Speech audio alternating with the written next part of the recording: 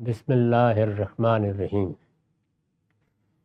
عن ابی ہریرہ رضی اللہ عنہ قال قال رسول اللہ صلی اللہ علیہ وسلم الصلوات الخمس والجمعۃ الی الجمعہ ورمضان الی رمضان مکفرات لما بینہن اذا اجتنبت الکبائر۔ یہ مسلم کی روایت ہے، یہاں اس کا رقم ہے 564۔ ابو ہریرہ بیان کرتے ہیں کہ رسول اللہ صلی اللہ علیہ وسلم نے فرمایا، یہ جو تم 5 نمازیں پڑھتے ہو، پھر جمعے کے دن سب مسلمانوں کے ساتھ مل کر اپنے نظم اجتماعی کے اہتمام میں اللہ کی عبادت کے لیے جمع ہوتے ہو۔ سال میں ایک بار رمضان آتا ہے، اس کے روزے رکھتے ہو، تو ان کے درمیان میں یعنی نمازوں کے درمیان میں فجر پڑی اور پھر ظہر میں کچھ وقفہ ہے، وقت گزرتا ہے، ایسے ہی 5 نمازیں ہیں۔ جمعہ ہے، 6 دن گزرتے ہیں، 7ویں دن جمعہ آتا ہے۔ رمضان ہے، سال کے بعد 1 مہینہ ہے۔ تو فرمایا کہ ان میں جو گناہ ہو جاتے ان میں 2 قسم کے گناہ ہوتے ہیں۔ ایک تو کبائر ہے، وہ بڑے بڑے گناہ جو اللہ تعالیٰ کی قائم کردہ حرمتوں سے سرکشی اختیار کرنے کے نتیجے میں ہوتے ہیں۔ وہ ہم جانتے ہیں کہ یا وہ فاحشہ سے تعلق رکھتے ہیں، یعنی جنسی انحرافات سے متعلق ہوتے ہیں، یا لوگوں کی حق تلفی، اور یا جان مال آبرو کے خلاف زیادتی۔ ان سے جو گناہ پیدا ہوتے ہیں وہ کبیرہ گناہ، بڑے بڑے گناہ ہیں۔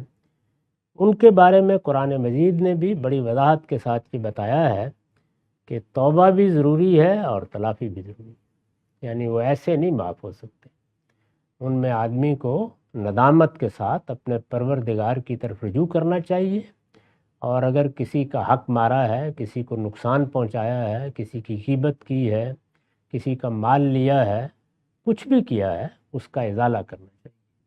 یہ کبیرہ گناہوں کی معافی کا طریقہ ہے۔ پھر اس میں یہ بات بھی بتائی ہے کہ اگر تو یہ معاملہ گناہ کرنے کے فوراً بعد ہو گیا ہے تو اللہ تعالیٰ نے اپنے اوپر لازم کر رکھا ہے کہ وہ معاف کر دے گا، اور اگر بعد میں بھی ہے، تلافی کی ہے، ندامت ہے، توبہ ہے، تو توقع کرنی چاہیے کہ معافی ہو جائے گی۔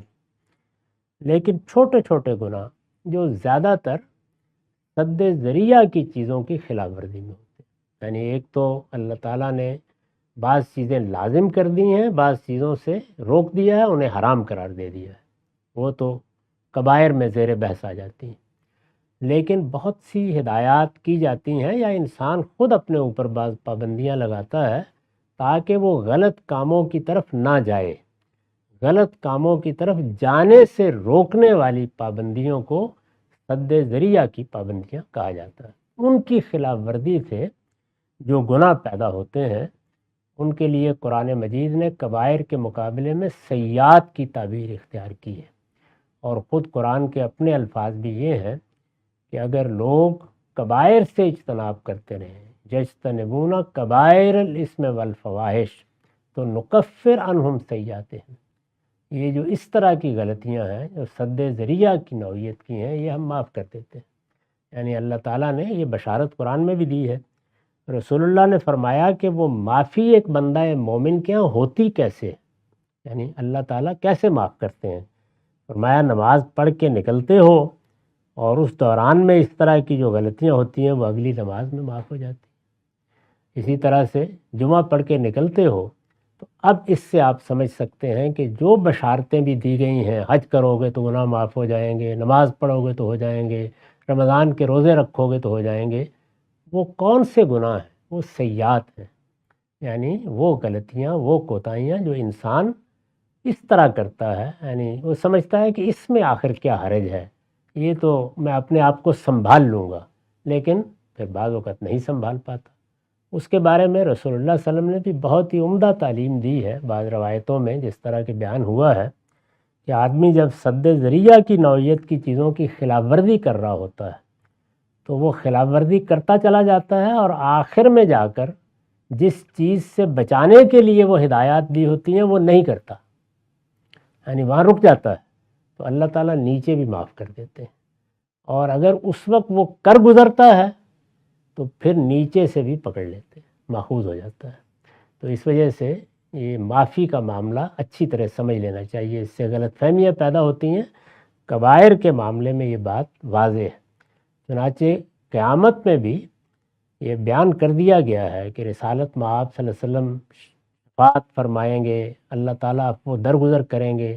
شفاعت بھی ظاہر انہی لوگوں کی ہوگی جن کے لیے اللہ کی طرف سے عفو درگزر کا فیصلہ ہو جائے گا۔ تو اس کے بعد اگر سب روایتوں کو جمع کریں تو اس میں بیان کیا گیا ہے کہ جہنم سے بھی لوگ کچھ سزا پا کے نکلیں گے، یعنی اللہ تعالیٰ کرم فرمائے گا، معاف کر دے گا، ان کے لیے جنت میں جگہ بن جائے گی، لیکن جس کو قرآن نے روک لیا ہے اس کو کوئی بھی نہیں نکال سکے۔ تو یہ بات ذہن میں رکھنی چاہیے کہ قرآن مجید نے جو حدود متعین کر دیے ہیں ان سے باہر نہ کوئی روایت ہے، نہ کوئی شفاعت ہے، نہ کوئی عقیدہ ہے، نہ کوئی تصور قائم کیا جا سکتا ہے۔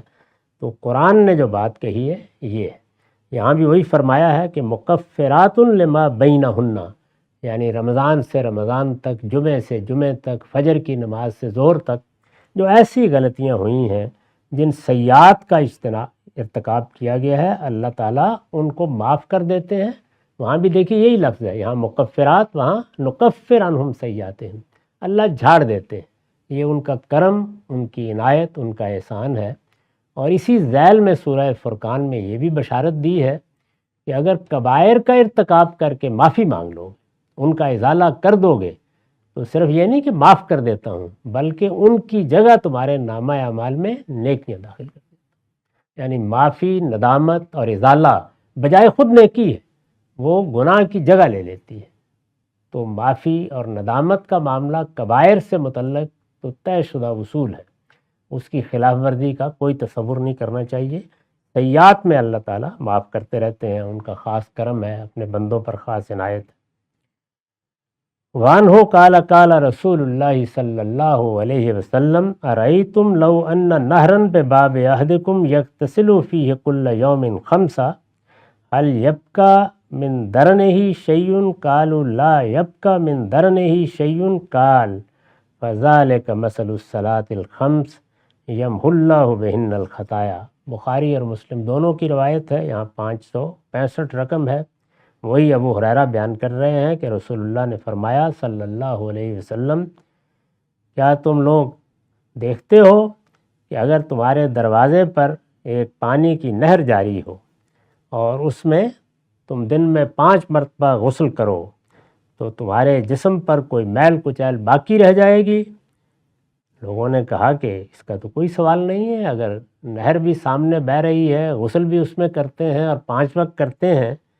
فرمایا کہ یہی مثال ہے 5 نمازوں، وہ ایسے ہی تمہیں دھو کر پاک کرتی رہتی ہیں، اگر وہ صحیح اصول پر پڑھی جائیں، ان کے صحیح تصور کے ساتھ خدا کی بارگاہ میں حاضر ہو، اور جس طرح نماز پڑھنی چاہیے، جس طرح نماز کو سمجھنا چاہیے اس طرح سمجھ کر پڑھی جائے، تو وہ یہی کرتے ہیں۔ یمحو اللہ بہن الخطایا، کہ اللہ ان کے ذریعے سے تمہاری خطائیں ہی معاف کرتا ہے۔ جس طرح نماز کے بارے میں یہ کہا ہے کہ وہ خود بھی رکاوٹ بن جاتی ہے اور ایک زاجر یا ایک واعظ کے طریقے پر روکتی ہے، برائی سے روکتی رہتی ہے، روک دیتی نہیں ہے، روکنا تو انسان نے خود ہے، روکتی ہے۔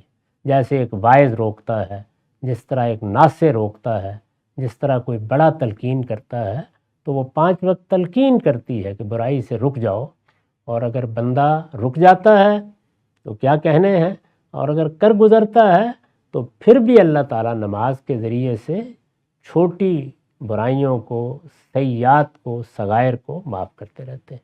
وآخر دعوانا الحمدللہ رب العالمین۔